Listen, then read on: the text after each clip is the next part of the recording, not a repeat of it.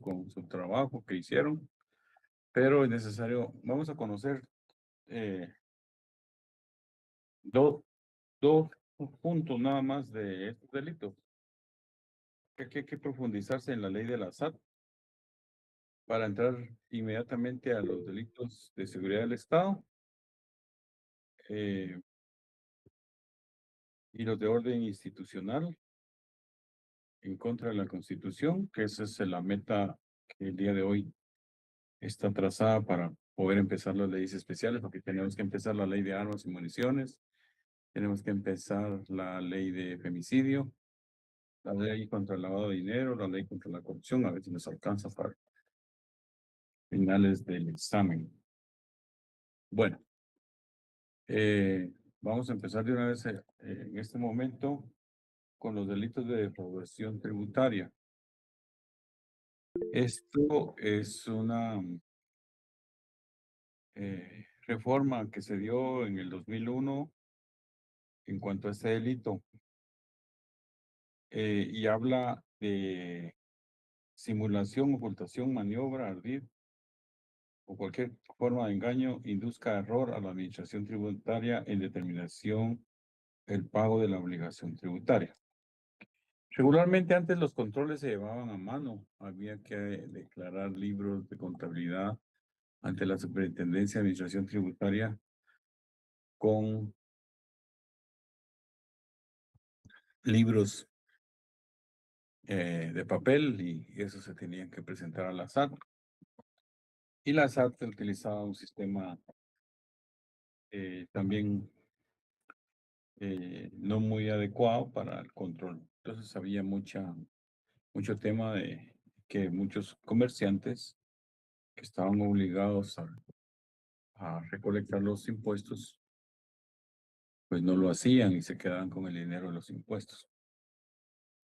Entonces, actualmente ahora está muy difícil porque la SAT ya implementó sistemas técnicos electrónicos en los cuales cada contribuyente tiene su propio régimen tributario y tiene que generar de alguna manera cómo son sus declaraciones y cómo son el pago de sus impuestos. Entonces, en este tipo penal que está plasmado en el 358A de defraudación tributaria, uno de los delitos que ustedes trabajaron, habla que la defraudación tributaria, obviamente cuando se está hablando de la defraudación tributaria, se entiende que es algo ilegal, se entiende que es fuera del contexto de lo que dice el Código Tributario y todo lo que dicen las leyes tributarias del país, los reglamentos y todo lo que está normado en el régimen tributario del país. Cuando se habla de tributo tributario es que hay un obligado a pagarle al Estado cierta cantidad de impuestos por la actividad que ejerce, ya sea que venda productos o que preste servicios o haga algún tipo de negociación de intermediación de productos. Todo lo que genera, que está grabado en el Código Tributario como un hecho generador, tiene que pagar. Ustedes van a ver derecho tributario en esta carrera y se van a dar cuenta específicamente cuál es efectivamente el hecho generador que está en la ley que promueve que el contribuyente o el ciudadano contribuyente deba de pagar los impuestos. Entonces, es tributar al Estado. Es para que ingresen fondos a las arcas del Estado y el Estado pueda cumplir con su cometido y lo demás ya ustedes ya lo saben. Bueno, entonces aquí dice que se comete defraudación tributaria mediante simulación. Simular es un verbo rector. Les había hablado yo la vez pasada que simulación corresponde a pretender hacer ver o hacer valer algo que no es cierto.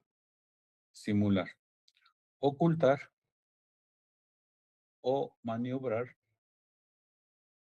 o con cierto ardid o de cualquier otra forma de engaño, todo eso es fuera del contexto normal de lo que dice la ley. Simular, ocultar, maniobrar con ardid, de cualquier otra forma de engaño, induzca error a la administración tributaria, induzca error a la SAT. Yo hice una declaración que no es cierta. Yo simulé que obtuve ciertas ganancias, pero no las reporté. Oculté no decir lo que tenía que decir en su momento. Hice una cierta maniobra ahí de ocultar los impuestos y no los hice, utilizando cierto ardid. El ardid es eh, la capacidad que tiene una persona para engañar, o sea, la facilidad con la que hace que le crean, o sea, utiliza cierto ardid, pero todo va en consenso con el engaño.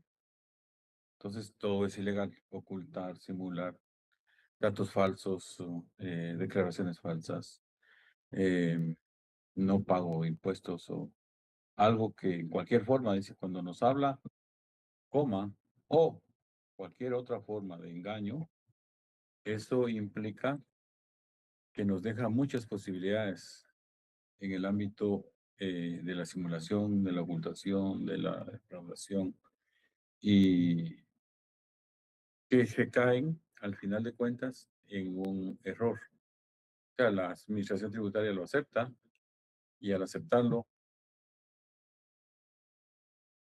como simulación o como ocultación o maniobra, adquiere cierta responsabilidad de error. Y entonces todo eso va dirigido en el ámbito del pago de las obligaciones tributarias que tiene cada persona. De manera que se produzca un detrimento y menoscabo a la recaudación impositiva. El responsable de este delito será sancionado con prisión de 1 a 6 años que graduará el juez en relación a la gravedad del caso y multa equivalente al impuesto omitido. Si el delito fuera cometido por persona extranjera, se le impondrá, además de las penas que hubiera hecho acreedora, la pena de expulsión del territorio nacional, que se ejecutará inmediatamente que haya cumplido aquellas. Bueno, entonces la defraudación tributaria es lo básico, es simular, engañar. Yo tengo un negocio y estoy obligado al tener el negocio, prestar un servicio o vender un producto o intermediar un producto en tributar todo lo que está grabado, todo lo que dice el Código Tributario que debe generar un hecho de impuesto, estoy obligado yo de acuerdo a la posición que ocupe. Si yo soy una persona particular, soy contribuyente, obviamente estoy afecto a un, a un pago de impuesto por mi propia actividad que realizo. Todos tenemos que tributar. En el tema de las compras, el consumidor final, para irlo entendiendo así de mejor manera y un poquito más natural, es que el consumidor final paga un impuesto por comprar una Coca-Cola. Todo lo que se refiere a productos, usted compra un chicle, tras de ello va un impuesto. En su porcentaje que corresponde, por supuesto, el tema del IVA es el 12%, si vamos a hablar en un impuesto específico. Entonces, el que está vendiendo se obliga, él está obligado dentro del régimen a pagar ese impuesto de la venta de la Coca-Cola. Vendió 100 Coca-Colas, tiene que pagar un impuesto de la venta de los, porque él a través del consumidor final cobró un impuesto que obviamente también él al comprar con otro intermediario también pagó un impuesto. Entonces, tiene que ser una declaración de qué fue lo que compró, porque eso queda grabado y debe hacer una operación matemática y reportar lo que corresponde a sus ventas. Compras y ventas. ¿Qué fue lo que pagó por compras? ¿Qué fue lo que pagó por ventas? A efecto de que salga un porcentaje del valor que está grabado en ese comercio, en ese producto, y debe pagarlo. El IVA mensualmente y el impuesto sobre la renta también. Adicional a eso, hay otros productos, hay otros gravámenes que están ya determinados en el Código Tributario, en el cual cada persona, en su condición en la cual se encuentra, debe de pagar los impuestos. Si no lo hace, si hace alguna simulación oculta o maniobra mediante algún ardid y otra forma de engaño, está cometiendo el delito de defraudación tributaria. Y entonces aquí la sanción es de 1 a 6 años, que se graduará, dice el juez, a la gravedad del caso. Imagínense que no pagó el impuesto durante un año, enero, febrero, marzo, abril, mayo, junio. No grabó un impuesto, entonces resulta que el juez considerará eso y hay una defraudación tributaria. Bueno, entonces esto es precisamente en términos generales para cualquier persona declarada contribuyente. Cuando una persona adquiere su mayoría de edad, va a sacar su documento de identificación tributaria, perdón, su documento de identificación personal, pero a la vez está también obligado, de acuerdo a la actividad que se vaya a dedicar, a obtener un registro en el registro tributario unificado, el famoso RTU, y con ese RTU pues ya queda registrado y puede declarar la actividad a la cual se va a dedicar. Si va a trabajar, va a ganar un salario mínimo, pues está sujeto eh, a pagar un impuesto sobre la renta en cuanto al monto de dinero que recibe. Es decir, todo lo que hacemos en nuestras actividades, el Estado percibe esa cantidad de impuestos. Obviamente ya ustedes saben qué destino se le da a esos impuestos en la acción recaudadora de la SAT. ¿Estamos bien con este delito? Simulación, maniobra, ardid, ocultamiento de cualquier forma. Para poner un ejemplo, una persona que vende una tienda tiene que hacer una subdeclaración de cuánto aproximadamente vende al mes y sobre ese monto, pues tiene que tributar.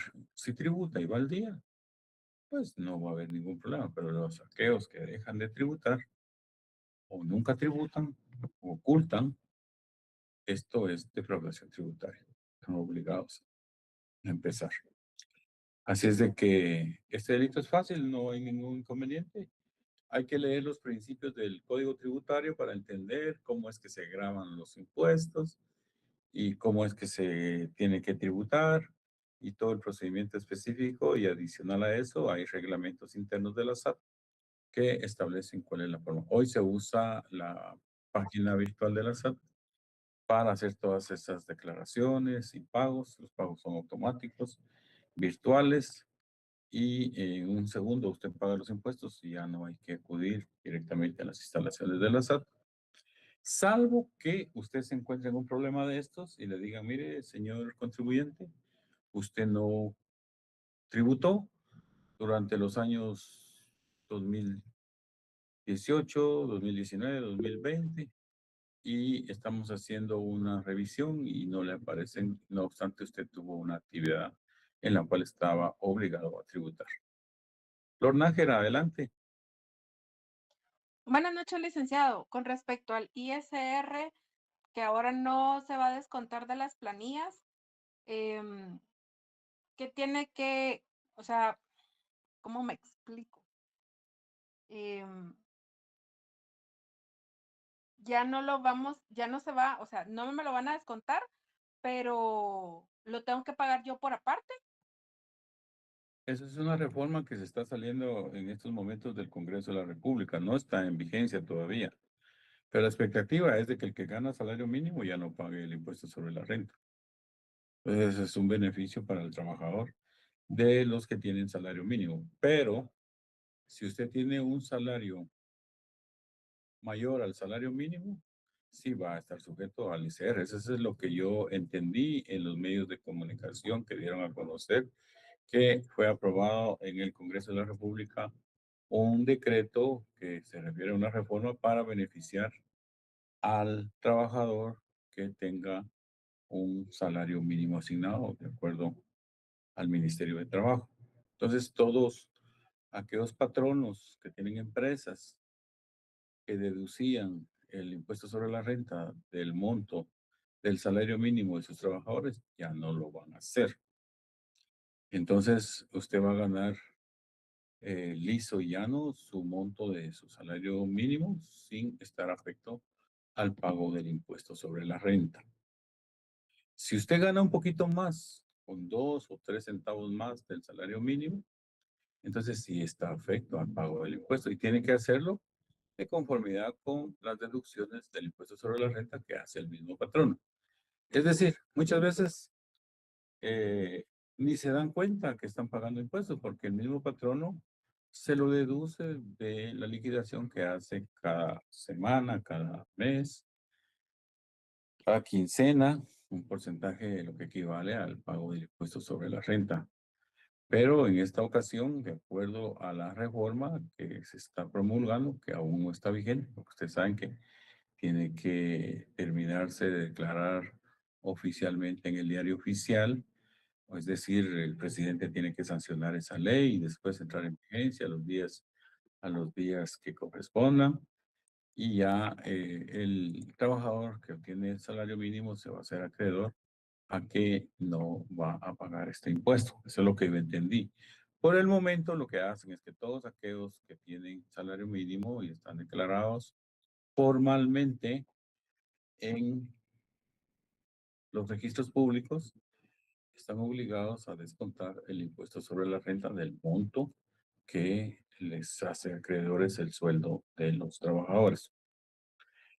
Si hay alguien que gana más del salario mínimo, la misma empresa deduce, porque en las facturas que se emiten hay anotaciones especiales que dicen, de acuerdo a los reglamentos que la SAT, que debe deducirse el impuesto correspondiente del ICR en el pago de los servicios que se recibieron para la empresa del trabajador X. Entonces, actualmente se está haciendo, pero esperamos que este es un beneficio para la clase trabajadora que gana un salario mínimo, que eso es lo que declara el Ministerio de Trabajo y el presidente de la República en Consejo de Ministros, que como política nacional e institucional declara un salario mínimo para los trabajadores, tomando en cuenta los aspectos de los precios de la canasta básica familiar y todo lo que se ha incrementado en inflación. Entonces ponen, de acuerdo a las políticas anuales, un salario que deben de vengar los trabajadores. Y entendemos que el salario mínimo es lo que perciben la gran mayoría de personas que están declaradas ante un patrono que está formalmente constituido, es decir, registrado.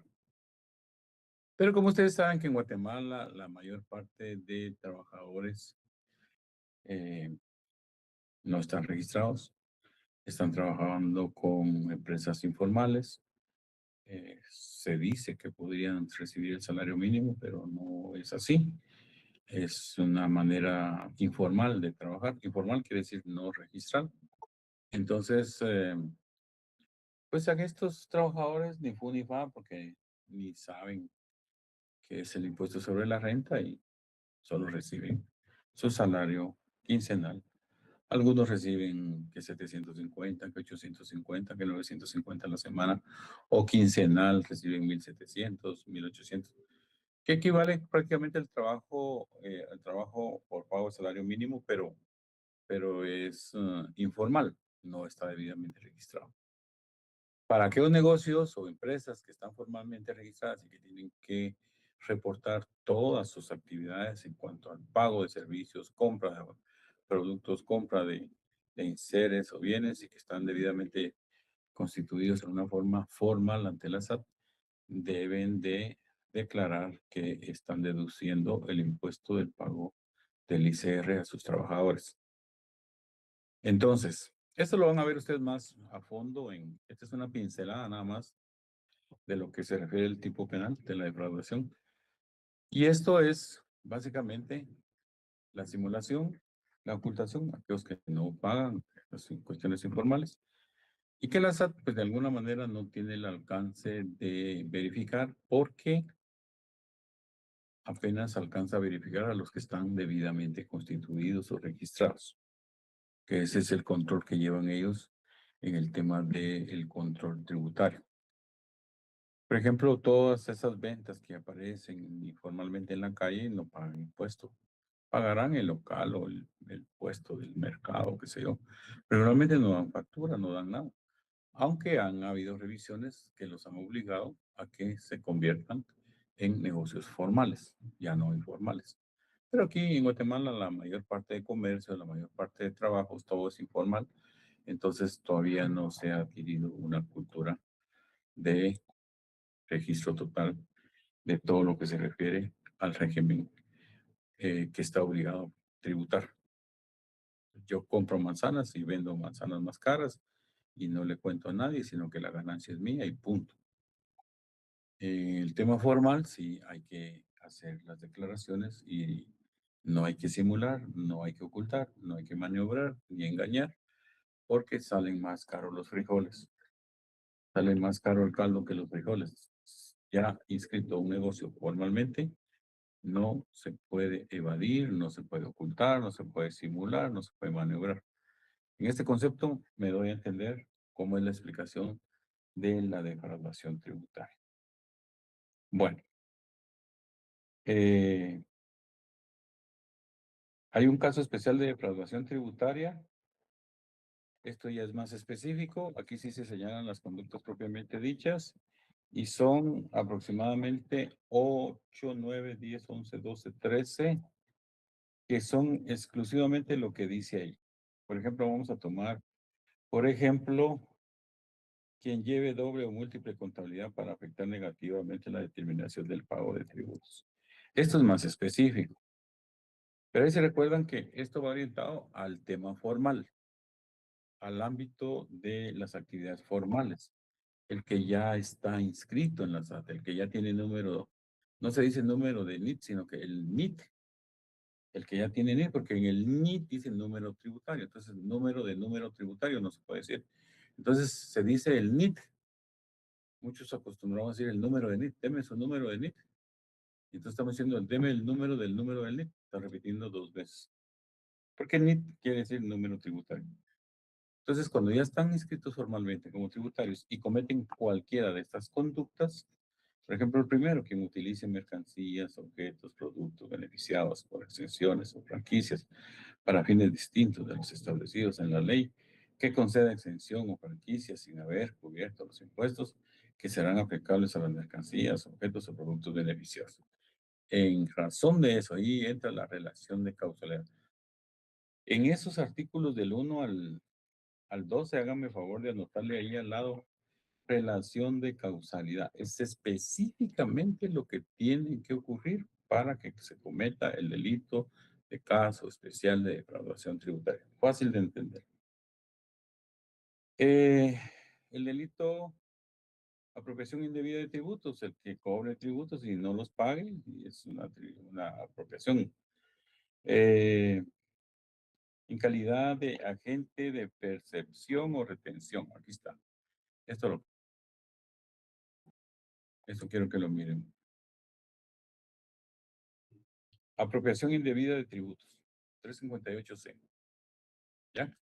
Quiero que por favor lo miremos porque esto es importante. El delito de apropiación indebida de tributos es quién, sujeto activo, quién, actuando en calidad de agente de percepción o retención en beneficio propio de una empresa o de tercero, no entere a la administración tributaria la totalidad o parte de los impuestos percibidos o retenidos. O sea, el que da factura, es lo que yo decía, el que vende, está recibiendo un porcentaje que no le pertenece, que eso es un tributo que está pagando el consumidor. Entonces, este producto, este porcentaje, Si yo vendí una Coca-Cola, cuesta 10 quetzales la Coca-Cola, ahí va el porcentaje equivalente al tributo que hay que pagar. Yo estoy reteniendo, percibiendo el tributo, el cual tengo que reportar. Soy un agente retenedor del impuesto. ¿Me explico? O sea, yo vendo y no pago el IVA, yo me estoy quedando con el IVA. Entonces yo tengo que enterar a la SAT cuál es el monto de lo que tengo que pagar, cuál es ese porcentaje que no me pertenece como vendedor. Y pues me queda quedar con una ganancia, pero el porcentaje de la venta sobre el impuesto aplicado tiene que enterarse a la administración tributaria, es decir, a la SAT. Vamos. Yo no sé si ahí donde están ustedes ahorita, donde me están escuchando, hay calor. Pero aquí estoy en un calor insoportable. Voy a traerme mi vasito de agua, si me disculpa.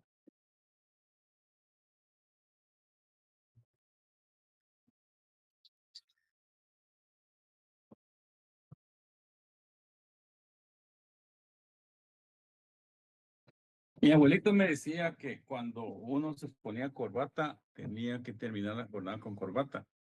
Pero hoy sí ya no, se aguanta.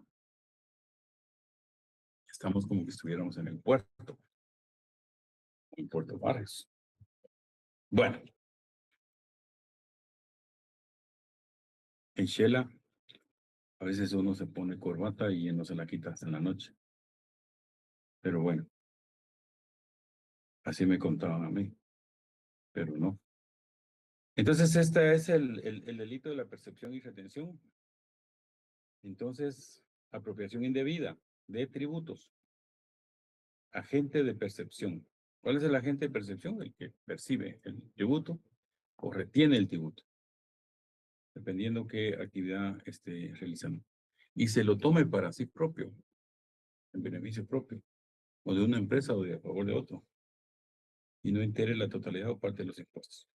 El responsable de este delito será sancionado con prisión de 1 a 6 años, lo que graduará al juez de acuerdo a la gravedad del asunto. Si el delito fuera cometido por directores, gerentes, administradores, funcionarios, empleados o representantes legales de una persona jurídica, en beneficio de este será una sanción aplicable a los responsables.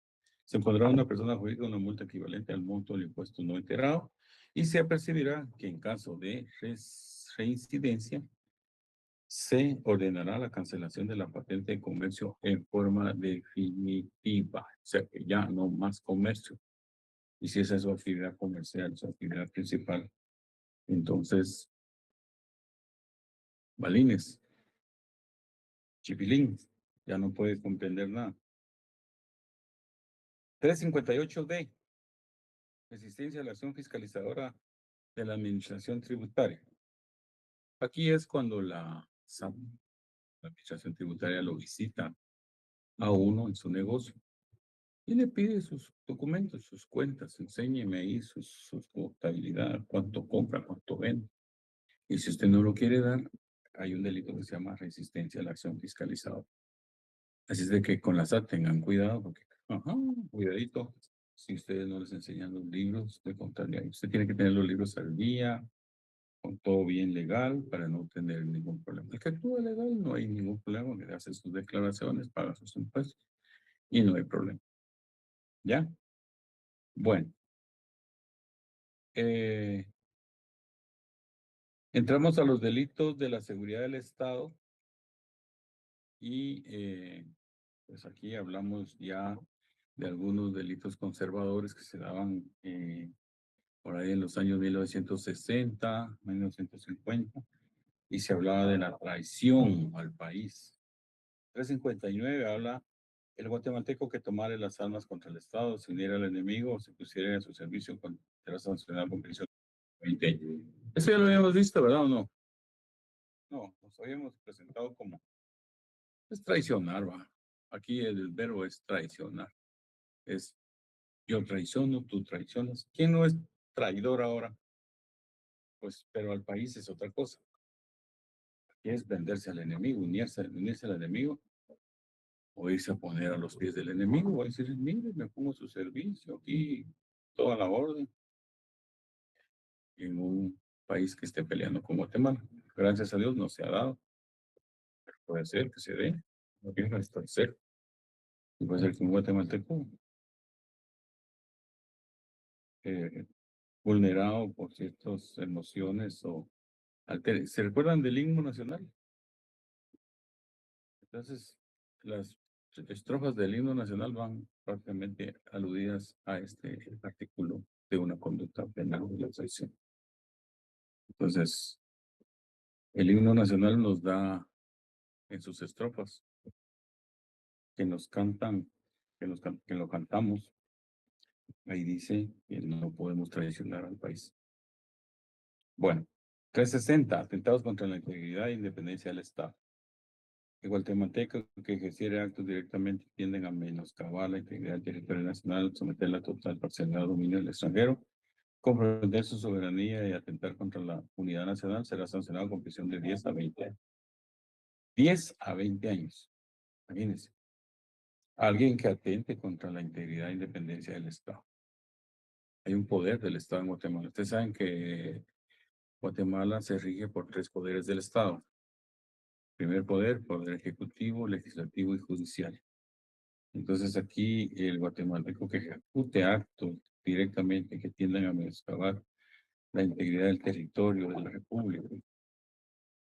Eso ya no solo es simple traición, que se va a poner a la orden del otro enemigo. Aquí ya es hacer actos que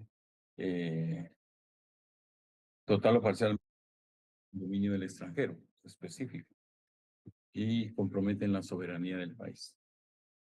Usted sabe que Guatemala es un país libre y soberano, pero si en determinado momento esa soberanía se compromete, hay alguien que comete actos directamente que tiendan a menoscabar esa soberanía, entonces pues está fallando a los presupuestos que establece la Constitución Política de la República y de alguna manera incurre en este delito, atentado contra la integridad e independencia del Estado. Ya sabemos que la integridad del Estado es una persona jurídica del Estado, entonces nadie puede vulnerar ni menoscabar todo lo que corresponde a su integridad y mucho menos en el territorio guatemalteco. Traición impropia. La traición impropia es algo distinto que la traición propia. El primero que vimos, 359, es traición propia, que se pone al servicio de otro enemigo. Está peleando con Guatemala. El extranjero residente en el territorio de la República que comete alguno de los delitos cometidos en los 2 artículos precedentes. Entonces, aquí se conjuga un poquito complejo este delito porque hay pereza legislativa del legislador y dice, mire, los 2 anteriores, tanto el de la traición propia como el de los atentados contra la integridad de dependencia, dice, serán sancionados. Entonces, puede ser equivalente al primero o al segundo. Entonces puede incurrir en una traición propia y esto sí tiene una pena de 5 a 15 años. Debería ser más porque si incurre en uno o en otro debería ser, pero aquí el legislador, esta es una de las fallas, punto de tesis, una de las fallas que tiene el código, valiéndose de la pereza legislativa. No es pereza legislativa, es huevonería legislativa, le diría yo, porque no determinaron bien concretamente si estamos con una prohibición de analogía. Entonces, o es uno o es otro, o es gallo o es gallina, pero aquí nos dicen el que comete, el residente extranjero que comete territorio. La única diferencia aquí es que hay una persona extranjera que está cometiendo esto. Pero bueno, tuviesen que haber sido más específicos. Estos delitos seguramente no se tipifican, ni se han tipificado mucho en el ámbito legislativo, en el ámbito judicial. Concierto con fines de guerra. El guatemalteco que induzca o se concierte con el gobierno de un estado extranjero o con sus agentes proponiéndoles provocar una guerra o se realicen actos de hostilidad contra la República, será sancionado con prisión de 4 a 10 años. Si la guerra fuera declarada o se llevaran a cabo los actos de hostilidad, la sanción será de 5 a 15 años. Esto sí es más grave porque el guatemalteco que induzca o se platique con el gobierno de un estado extranjero que ya está en guerra o está en posible eh, determinación de declarar la guerra y que coadyuve a provocar y encienda la mecha y, y realice estos actos de hostilidad en contra de la República de Guatemala, pues dice que hay una sanción. Fáciles de entender estos tipos penales. No nos perdemos con la simple lectura que tenemos que darles. Debilitamiento de defensas. Quien encontrándose en el país en estado de guerra, dañar instalaciones, vías de comunicación, obras, objetos necesarios útiles para la defensa nacional o en cualquier otra forma trate de perjudicar el esfuerzo bélico de la nación, será sancionado con prisión de 10 a 20 años. Un poquito más drástica esta sanción. Entonces, aquí ya está declarada la guerra. ¿Puede o no puede ocurrir? Ojalá que no, ojalá que nunca. En ese sentido, Guatemala ha estado bien y no hay ninguna posibilidad de que estemos en estas condiciones. Si no existen esas condiciones de guerra, pues no hay delito. Si usted me va a acusar de debilitamiento de defensa, si no está ni declarada la guerra, ¿qué delito va a ser? No va a ser ningún delito. Entonces, el país tiene que estar en estado de guerra. Esa es la clave. Darle instalaciones vías de dañar instalaciones. Entonces, aquí el verbo rector es dañar, pero con la condición de la característica de que esté en estado de guerra. Si no hay estado de guerra, pues no opera este derrotismo político. Y en tiempo de guerra, estamos en guerra. Ya Guatemala le declaró la guerra a un país. Puede ocurrir. Difundir o comunicar en noticias falsas, exageradas o tendenciosas que pueden arma o menoscabo de la resistencia del Estado ante el enemigo o desarrolle cualquier actividad que perjudicare los intereses nacionales será sancionada con comisión de 5 a 10 años. Otra característica, siempre y cuando estemos en estado de guerra. Aquí es la comunicación, difundir o comunicar en noticias falsas, tendencias. Si ya nos están avanzando, ya nos van a matar, ya vienen los otros soldados, qué sé yo, cualquier cosa pueden decir, difundir. Eso es cuando ya hay un estado en estas condiciones, debe tenerse mucho cuidado para no incurrir en estas actitudes o actividades prohibidas que no corresponden actuar en su momento. Instigación a la violación de deberes. Estos son delitos contra la seguridad del Estado, y se recuerdan, bien jurídico tutelado. Instigación a la violación de deberes. ¿Quién? En tiempo de guerra. Ese tiempo de guerra, subrayen, porque tiene que ser públicamente incitar a la desobediencia de una orden de las autoridades militares o de violaciones de los deberes del Estado o de la discreción, será sancionado con prisión de 5 a 10 años. Estado de guerra. Viene incitar a que no le hagan caso al ejército, que no le hagan caso a las autoridades de una orden que está directamente dentro de las facultades de las autoridades que rigen el estado de guerra, o la violación de los deberes del servicio, o a la deserción, instiga a que se fuguen del ejército, se desierten los soldados en estado de guerra, la pena de prisión es de 100 a 10 años. Fácil de entender. Revelación de secretos del Estado. Quien con cualquier forma revelar secretos referentes a la seguridad del Estado, ya comunicando o publicado documentos, dibujos, planos u otros datos relativos al material, fortificaciones o operaciones militares, será sancionado con prisión de 2 a 5 años y multa de 500 a 3,000 quetzales.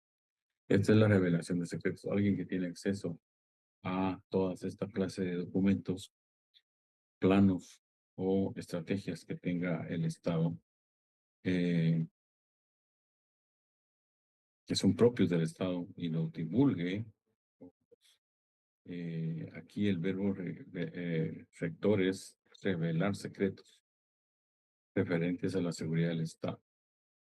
Yo, si estoy trabajando en una institución que es del Estado, pero que de alguna manera no tengo la orden o no tengo la facultad de revelar un secreto, no le tengo que decir a nadie, que es la estrategia del Estado para una cautela que debe tener el propio Estado en su defensa o en su actividad. Levantamiento de planos de fortificaciones. Quien sin estar legalmente autorizado, levantar planos de fortalezas, cuarteles, buques, embarcaciones artesanales, hangares, vías u otras obras militares, será sancionado con prisión de 6 meses. Son aquellos que resultan como espías, saber cómo está la relación, eh, cómo se integra el cuartel, dónde están las habitaciones de los soldados, dónde están las habitaciones de los jefes, de los militares, de los coroneles o cualquier embarcación, dice, que no esté autorizado. Esta conducta está penada con prisión de 6 meses a 2 años y una multa de 200. Aquí no es que esté hablando de guerra, aquí es sencillamente que pueda estar, sin estar legalmente autorizado, levante los planos, o sea, haga un croquis ahí, dónde está la cocina, dónde está el cuarto, dónde está todo lo que corresponde a la embarcación o vías de acceso o escapes de salida, qué sé yo, y que lo revele y sin estar autorizado, esta conducta está prohibida. Esto es para que más o menos para nuestro haber penal nosotros tengamos aquella conciencia de que hay algunas actividades dentro de los aspectos de guerra o de seguridad del Estado, algunas cuestiones que tenemos que tomar en cuenta. Espionaje genérico. Nos habla un solo capítulo. Espionaje genérico nos está hablando de en el tiempo de guerra, sirviere de espía al enemigo, será sancionado de prisión a 10 a 20 años. Ya saben cuáles son los espías, ¿verdad? Esto me recuerda, para hacerles un ejemplo, porque con los ejemplos se aprende, me recuerda a los espías que mandó Josué a Jericó. Hay una película de eso en Netflix, creo yo. Creo que ya la vieron. Yo como solo viendo Netflix me la paso. No son mentiras, ni tiempo tengo de hacerlo. Pero me gustaría estar viendo esas películas. Pero bueno, algún día las vamos a ver.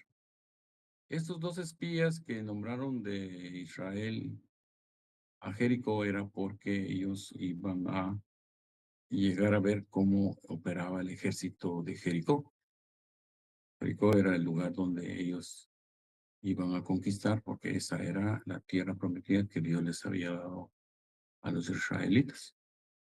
Entonces, estos dos espías, hablando del espionaje, estos dos espías llegaron a territorio de Jericó y se infiltraron con disfraces o otras vestiduras que correspondían propiamente a la vestidura de los de Jericó. Y empezaron a ver cuáles eran las estrategias que el ejército o el estado de Jericó estaba llevando a cabo y que cómo era la forma de prepararse y de alguna manera obtener información para poderla llevar a Josué, que era el líder de los israelitas en ese tiempo, porque quedó en lugar de Moisés. Y se quedó. Les explico esto porque da la relación de espionaje. Entonces estos espías se infiltraron dentro del pueblo de Jericó, fueron a ver sus costumbres, fueron a ver cuáles eran sus fortalezas, fueron a ver cuáles eran sus debilidades y empezaron a ver cuál era el trono del rey, cómo estaban divididos, cómo eran las acciones del ejército, los soldados, etcétera, etcétera, armas, cantidades de armas. Y esto fue lo que, de alguna manera, generó la más confianza para poder atacar a Jericó y avanzar y destruir a Jericó en la lucha que tuvieron de la conquista a la tierra prometida que Dios les había ofrecido. Entonces, en este tiempo de guerra, sirviera de espía al enemigo. ¿Qué pasaría con el ejército de Jericó que tuvo que actuar en contra de los espías? Pero afortunadamente no les hicieron nada. Regresaron y dieron la información de cómo era las fortalezas de ese pueblo o de ese ejército que tenía. Eso me recuerda a esto. Si el espionaje se verificara en tiempo de paz y en favor de la potencia neutral, la sanción será de 5 a 10 años. 2, 3. Quien procurara u obtuviera indebidamente informaciones secretas concernientes a la seguridad de los medios de defensa, las relaciones exteriores del Estado, será sancionado con prisión de 6 meses a una multa de 200. Esto es para los espías extranjeros que vengan acá a Guatemala, que de alguna manera se informen de cómo está la situación acá en tiempo de guerra. Estamos claros con este ejemplo, ¿verdad? Estamos bien con el espionaje. Ahí está la sanción. Nítido, fácil de entender. De los delitos que comprometen las relaciones exteriores del Estado. De los delitos que comprometen las relaciones exteriores del Estado. Intrusión. ¿Quién? ¿Cómo? En territorio guatemalteco realizar actividades destinadas a alterar violentamente el orden público de un Estado extranjero, será sancionado con prisión de 1 a 3 años y multa de 200 a 2,000 quetzales. Entonces, que sea intruso, intrusión, realiza actividades destinadas a alterar violentamente el orden público en un Estado extranjero. Será sancionado con prisión de 1 a 3 años. Ese es el guatemalteco que realiza actividades destinadas en un Estado extranjero. Dice aquí la característica especial es que es un Estado extranjero. El guatemalteco que llega a ser esclavo allá a México y que altere el orden público. Lo pueden tomar como intruso o se vaya a otro país, no digamos México. México son muy buena gente y no lo sacaríamos. Ah, es Chapín, diría. Tranquila tus mentes, si no le hagamos nada, mejor regresemos a su país. Pero si se van a un país de esos como España y van a alterar el orden público, los tratan como intruso. Y encima de eso no tienen papeles, no tienen pasaportes. Sepa Dios cómo llegó el intruso. Entonces, ¿pero a qué va dirigido? En territorio guatemalteco realiza actividades destinadas a alterar violentamente. En territorio guatemalteco de un Estado extranjero. Actos hostiles. Quien sin estar comprometido en los casos de artículo anterior practicar actos hostiles no aprobados por el gobierno nacional contra el Estado extranjero que pudiera dar motivo a la declaración de guerra contra Guatemala. Condenado con prisión de 2 a 8 años. Actos hostiles. Creo que llega un momento en el cual ya no se aguanta la situación, entonces comete este acto en relación a alterar el orden violentamente, no aprobados por el gobierno nacional contra un Estado extranjero. Igual sanción se aplicará a quien en las mismas circunstancias expusiera a guatemaltecos a sufrir vejaciones o represalias en sus personas, en sus bienes, alterar las relaciones amistosas del gobierno nacional con el gobierno extranjero. Esto regularmente ocurre en las embajadas, con el personal doméstico de la embajada. Expone a ciertos guatemaltecos a sufrir vejámenes ante otros estados o represalias de personas de bienes o alterar relaciones amistosas. Alguna situación se da, no se ha dado mucho, pero puede ocurrir en una embajada de Guatemala en el extranjero. Violación de tregua. Quien violare la tregua es cuando ya están en tiempos de paz, acordaron un tratado de que no cero el fuego entre dos estados, violar de tregua o armisticio acordado entre Guatemala y una potencia extranjera entre sus fuerzas beligerantes será sancionado con prisión de 6 meses a 3 años. Violación de inmunidades. Quien violare las inmunidades del jefe del Estado extranjero y de un representante diplomático ante el gobierno de la República será sancionado con prisión de 6 meses a 3 años. Violare las inmunidades del jefe de Estado extranjero o de un representante diplomático. O sea, que no le dé su lugar a un ministro de otro país que tenga cierta inmunidad y violente esa situación o de un representante diplomático ante el gobierno de la República. Puede ocurrir con un ministro de Estado, puede ocurrir con el presidente de la República, que no le dé lugar a un extranjero que viene con cierta inmunidad, o un jefe de Estado extranjero que no lo considere. Esto, de alguna manera se lo estaban achacando o aplicando al general Ríos Montt en el año 1982, cuando el Papa Juan Pablo II vino a Guatemala y él no le dio el reconocimiento como jefe de Estado del Vaticano. Entonces hubo un momento en el cual estaban queriendo aplicar al presidente de la República que no le había dado su correcta participación o recibimiento como correspondía, porque el siguiente día fusiló a 10 personas estando el Papa aquí en Guatemala. Son cosas que pasan políticamente, pero que de alguna manera se relacionan. Entonces, dentro de todas las acciones que se estaban cometiendo en defensa de los que habían fallecido, vieron que el Papa venía a salvar la vida de los 10 sentenciados a muerte, a fusilamiento, porque esa ocasión era fusilamiento. Los ponían en un paredón y ahí 7 policías de la Guardia de Presidios tomaban sus armas y le disparaban a los que estaban ahí enfrente y los mataron por orden del jefe de Estado. Entonces, una de las circunstancias que surgió posteriormente en defensa de los derechos de las personas fallecidas, fusiladas, fue que el jefe de Estado no le había dado esa inmunidad, ese respeto. Violó las inmunidades del jefe de Estado. Es como para explicar un poquito cómo se entiende esta norma jurídica, esta figura jurídica que implica que no se le dio su lugar a un jefe de Estado. Tanto llegó el Papa Juan Pablo II, el presidente de la República no suspendió por la visita de este señor las ejecuciones que se dieron por el fusilamiento de estas personas. ¿Ya? Estamos como claros con este tipo. Bueno, entonces entramos a los delitos más complejos, que han sido tema de discusión de una u otra forma. Mencionamos a este presidente de la República y que se dio en su momento. Aquí yo quiero ser claro en el sentido de que yo no voy a dar una opinión parcial o total, sino que cada quien tiene que tomar su criterio dentro de género.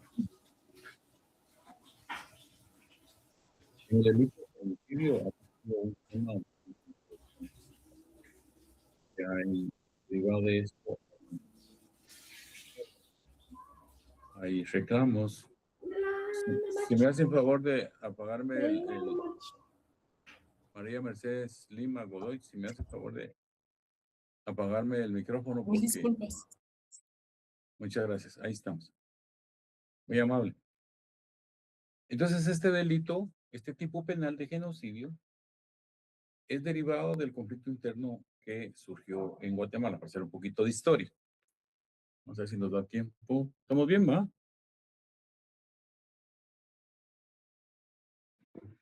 Estamos a las 8 y terminamos a las 9, ¿va? Bueno, no son mentiras, a las 8:30 lo estamos siguiendo. Además, hay mucho calor. Bueno, el delito de genocidio, como les decía, ha sido un tema muy controversial.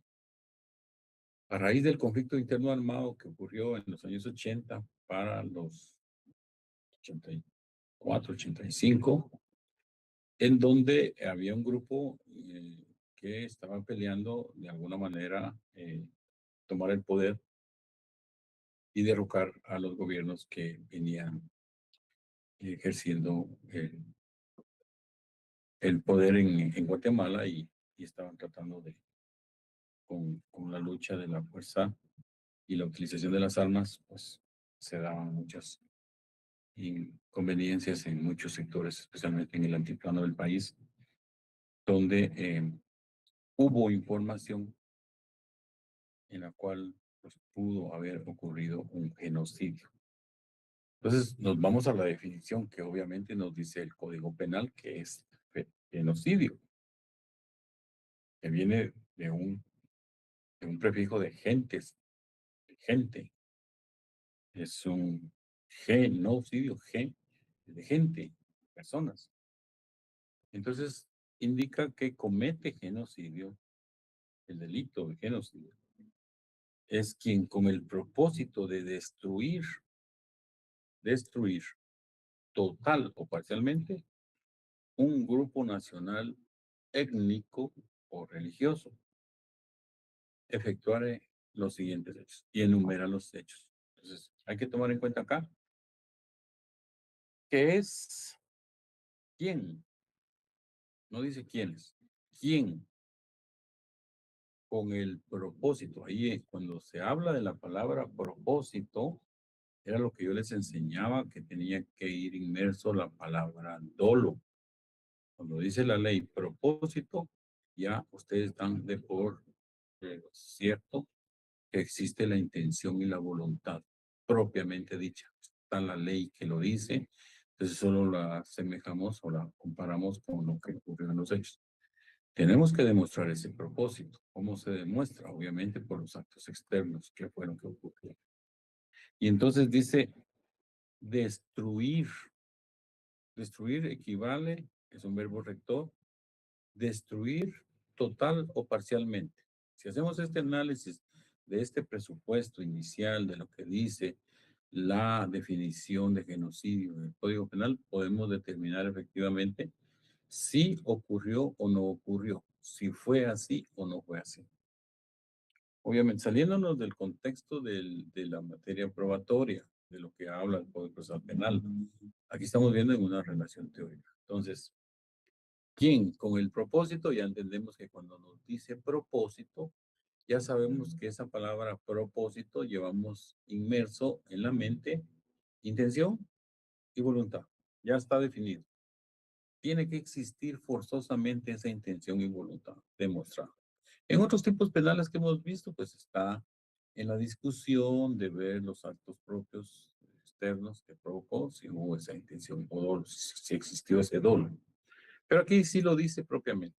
¿Quién con intención y voluntad, por no decir de propósito, de destruir? Destruir es el verbo rector.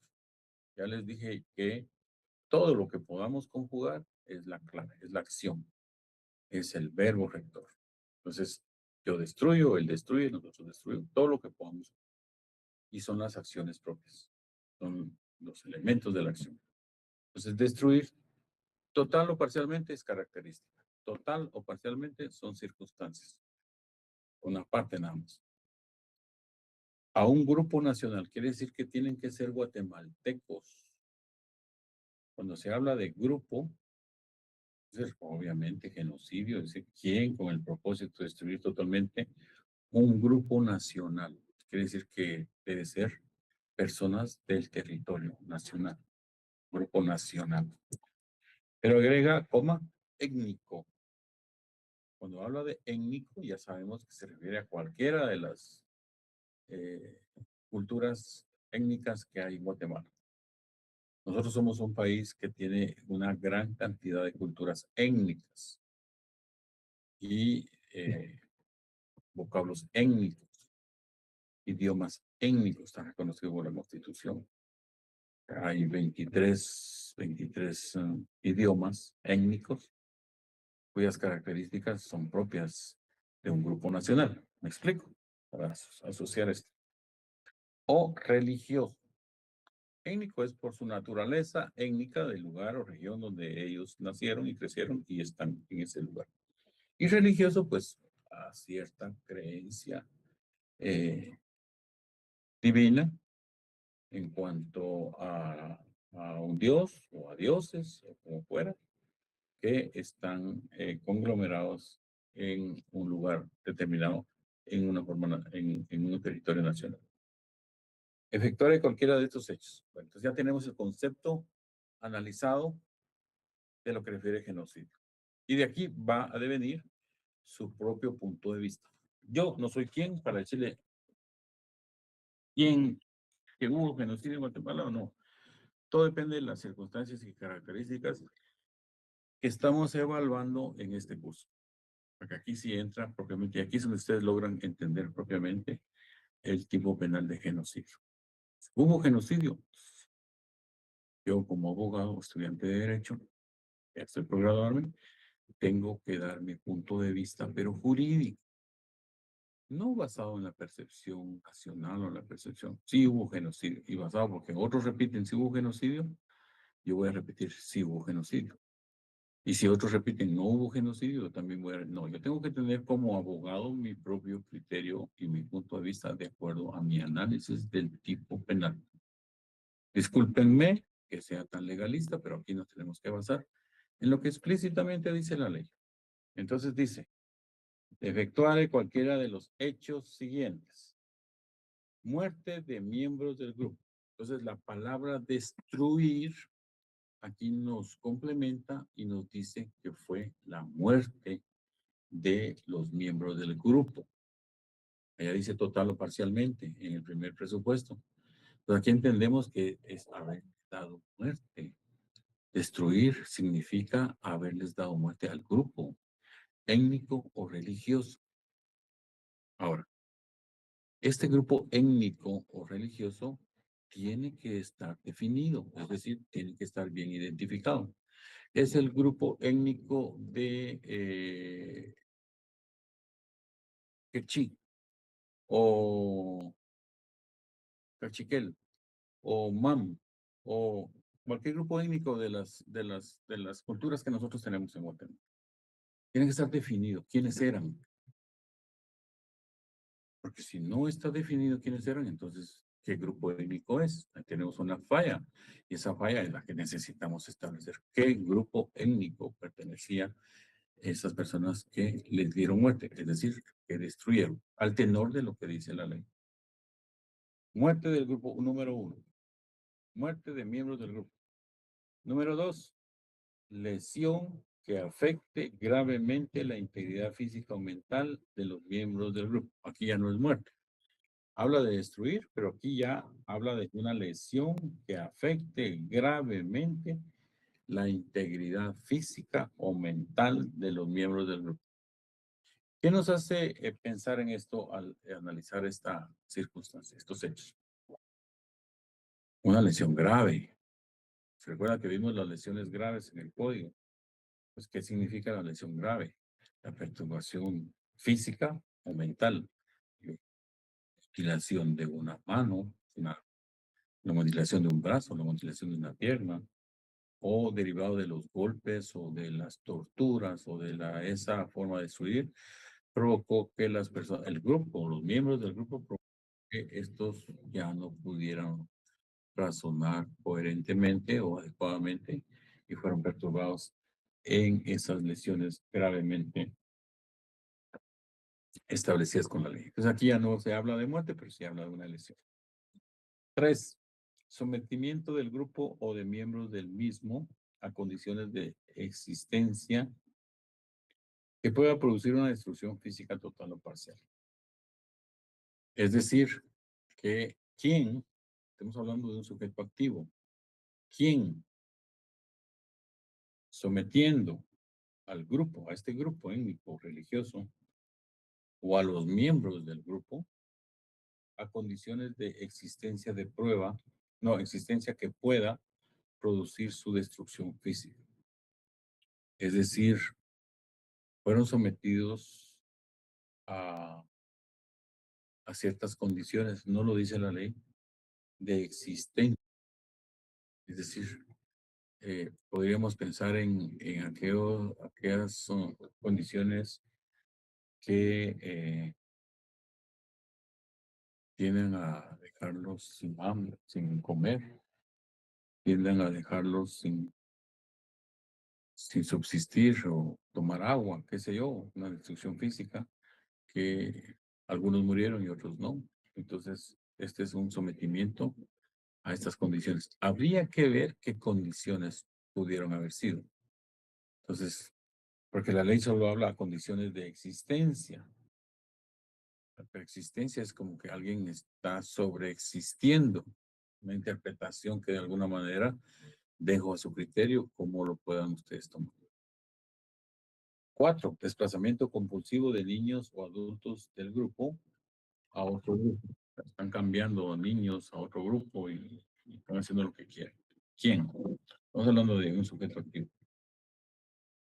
Medidas destinadas. Permítame, solo le contesto aquí a una persona que está escribiendo. Solo termino mi clase y le contesto.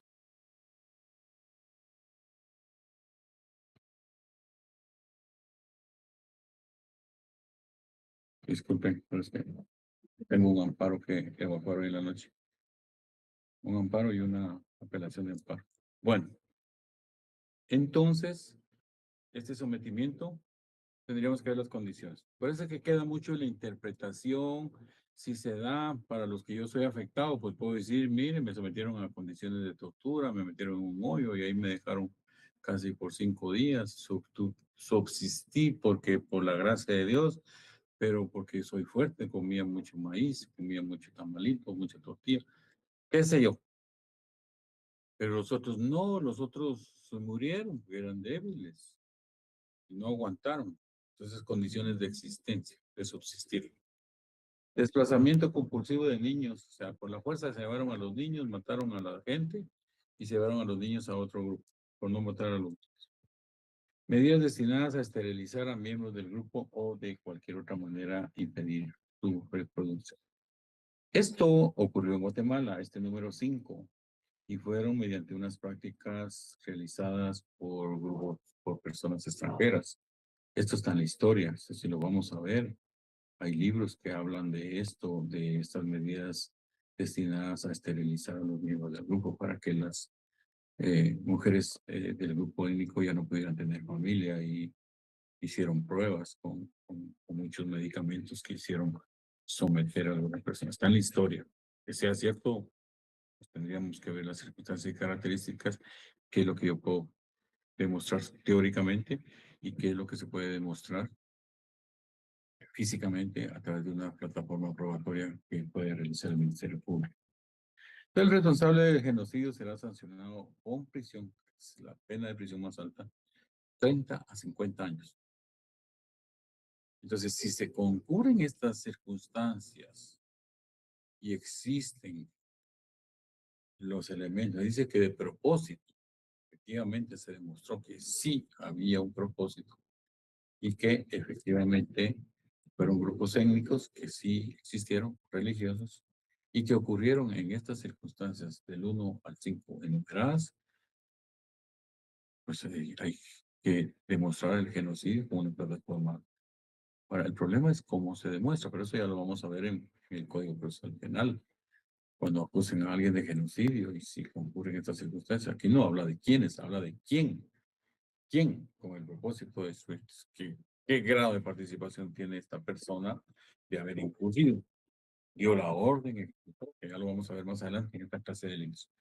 Entonces, esta es un delito de lesa humanidad, está considerado en las normas internacionales de trascendencia internacional, porque nadie puede atacar a grupos étnicos o religiosos para exterminarlos. En Estados Unidos, en algunos países, quizás se ha dado que a grupos religiosos los exterminan y los matan a todos. Ahí sí hay genocidio, que es más gente, grupos, miembros de un grupo. O sea, son masacres masivas las que se dan y exterminan a un grupo de personas. Y los agravantes pues están diseñados como el asesinato que determina sus agravantes. Si se da más de alguna de estas circunstancias en los siguientes hechos, dice aquí, pues hay genocidio, pudo haber genocidio, pero este es un análisis teórico el que nosotros estamos haciendo si efectivamente se dan estas circunstancias. Están los 16 cadáveres ahí, los 20 cadáveres, 30 cadáveres, 50 cadáveres que exterminaron completamente a una ciudad.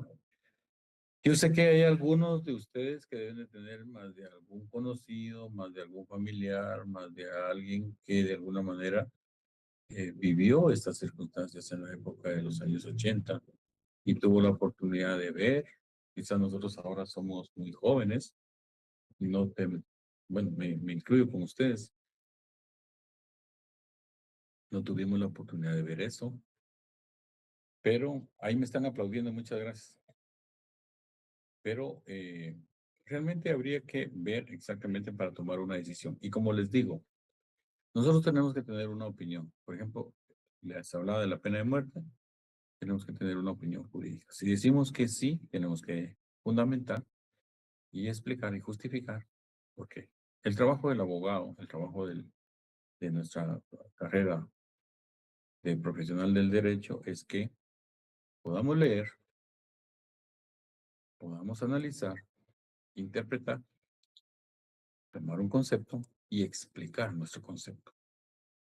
Entonces, cuando tenemos esta explicación de conceptos que generan esta coyuntura, ya podemos decir, bueno, sí, mi criterio es que sí hubo genocidio.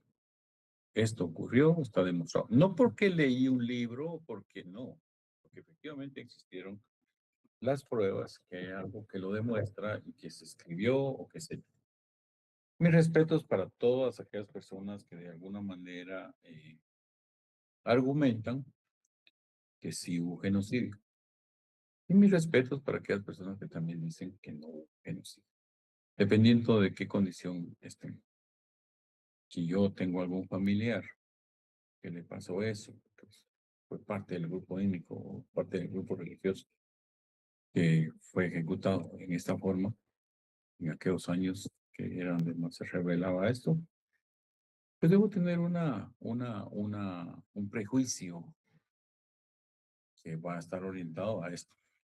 Pero si yo soy un estudiante de derecho que está conociendo la ley, está conociendo las normas jurídicas y debo actuar de una forma interpretativa imparcial, pues debo de tomar mi concepto. No es político, pero sí se ha mezclado políticamente, sí se ha vinculado a aspectos políticos. Entonces, pero nosotros estamos obligados a hacer el razonamiento legal, jurídico, tal y como lo dice la ley. ¿Estamos con eso? Instigación al genocidio. Quien instigare públicamente a cometer genocidio será sancionado con prisión de 5 a 15 años. La proposición y la conspiración para realizar actos de genocidio serán sancionados con igual pena. Está fácil. Instigación. Delitos de la humanidad. Quien violare, infringiere deberes humanitarios, leyes o convenios con respectivos prisioneros o rehenes de guerra heridos durante acciones bélicas o que cometiere cualquier acto inhumano contra la población civil o contra hospitales en lugares destinados a heridos será sancionado con prisión de 20 a 30 años. Mire estas penas tan grandotas que están, 20 a 30 años. Allá en genocidio es de 30 a 50. Aquí ya es de 20 a 30 años. Entonces, porque son tipos penales que son condenables desde el punto de vista internacional. No pueden ocurrir en un determinado estado. No pueden ocurrir destrucción o muerte de grupos étnicos o religiosos o grupos de la población civil. No se puede actuar en ello, en contra de ellos porque existe una norma internacional que es la protección a la humanidad. Entonces, infringiere delitos de deberes humanitarios. Ahí están todas las declaraciones, convenciones y tratados que existen en materia de derechos humanos que son eh, relacionados y describen los deberes humanitarios que tienen los estados, especialmente un estado. Bueno, muerte y del jefe de estado extranjero. Quien matara a un jefe de estado extranjero que se halla en la República Federal de Venezuela será sancionado con prisión de 20 a 30 años.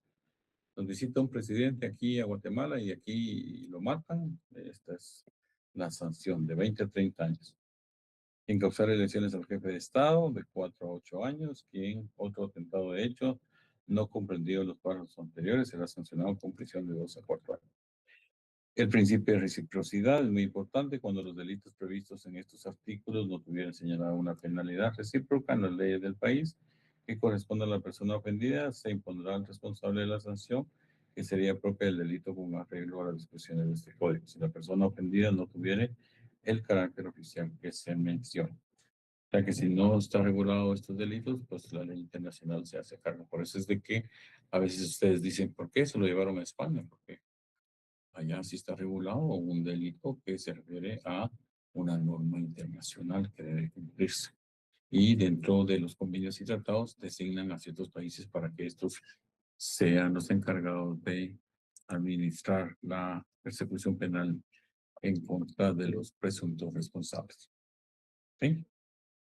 Bueno, esta historia implica que en su momento los jefes de Estado que estuviesen en el año 80, 81, 82 en la República de Guatemala fueron los que debían de responder a la muerte de algunas personas que aparecieron en algunos lugares, en, en algunas tumbas de hospitales o de centros en donde aparecieron estas personas enterradas, bueno, enterradas en una forma masiva.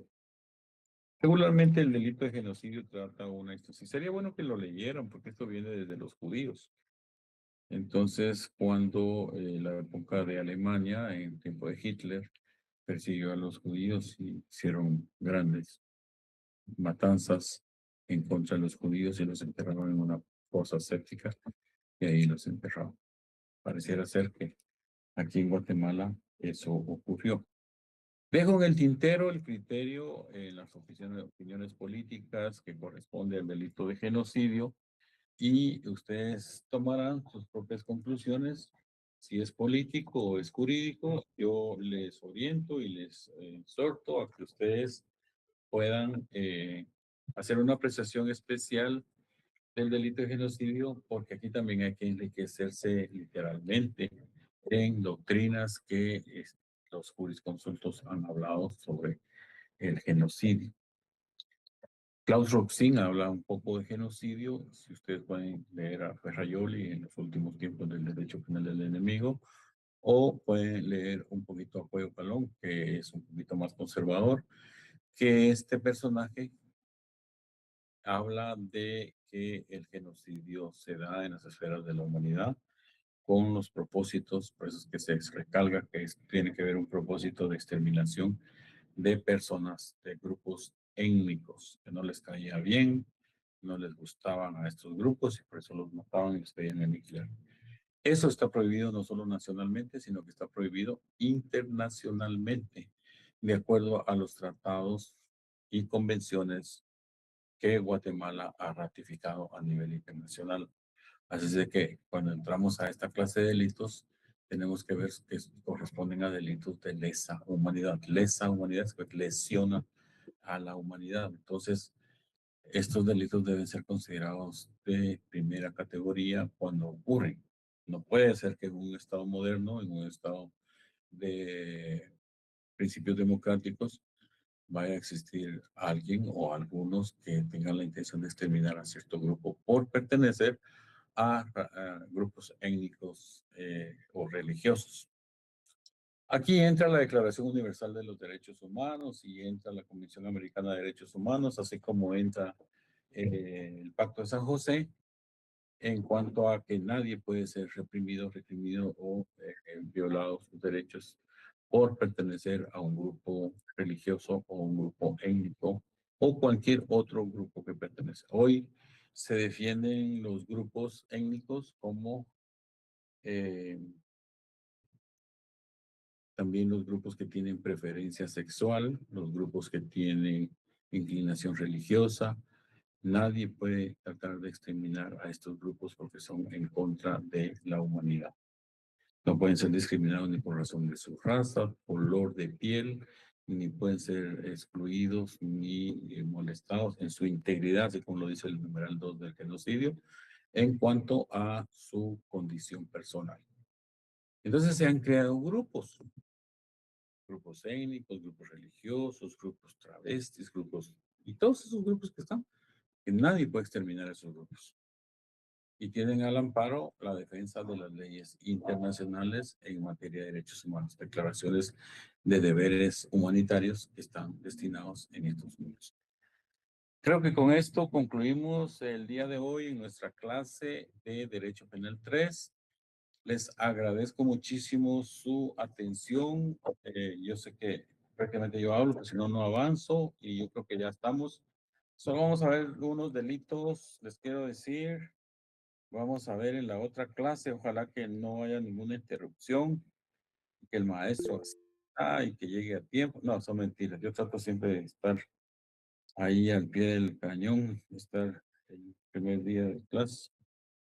Pues lo que les quiero decir es que para hacer un programa así rapidito de lo que vamos a ver, es que hoy logramos llegar a estos delitos. Nos faltan algunos, ya habíamos visto estos de lesa humanidad. Pero yo quiero entrar a leyes especiales. Quiero entrar a la ley de armas y quiero entrar a la ley de violencia contra la mujer. Entonces nos falta en contra de los presidentes, eso lo vamos a ver someramente, no vamos a tocar tanto, pero sí me quería ir a lo más importante, que no me da tiempo, delitos electorales. Una breve historia del 96 para esta parte. Esos estaban con tiempo de elección, esos sí los quiero ver, porque es posible que no me van a servir no me van a servir para el examen, pero sí les va a servir a ustedes para su asedero de conocimiento. De los delitos contra la administración pública. Estos son los delitos que a mí me interesan. Especialmente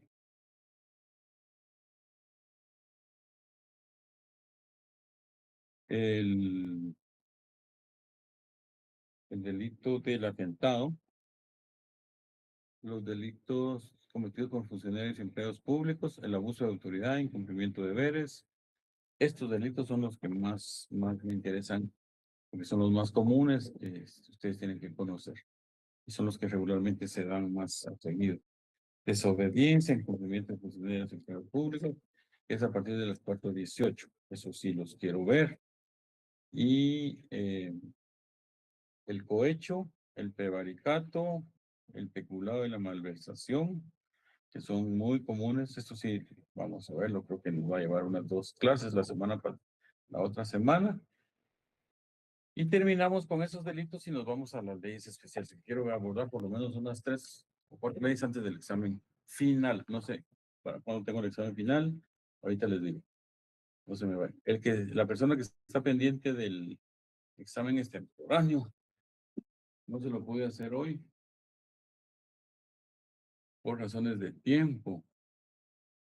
Pero por favor, le sugiero que me mantenga escribiendo para coordinar un espacito por ahí porque me cuesta. El examen final lo tenemos para el 26 de mayo y los exámenes empiezan el 18 de mayo. Quiere decir que ya solo tenemos 2 semanas para trabajar. 18 de mayo empiezan 2 clases de estos delitos y la otra semana, las 2 semanas, 2 clases de leyes especiales. Y que Dios nos acompañe en ver si ganamos nuestro curso o lo ganamos. ¿Estamos? Rosa, Raquel. Buenas noches, licenciado. Gusto en saludarle. Una pregunta. ¿Qué leyes especiales vamos a usar?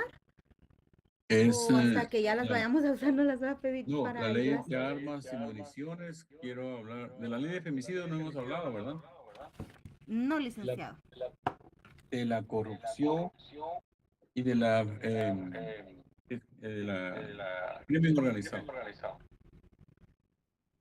Por lo menos esas 4 son importantes. Si nos alcanza alguna otra más, vamos a ver leyes, delitos y el objeto de la ley.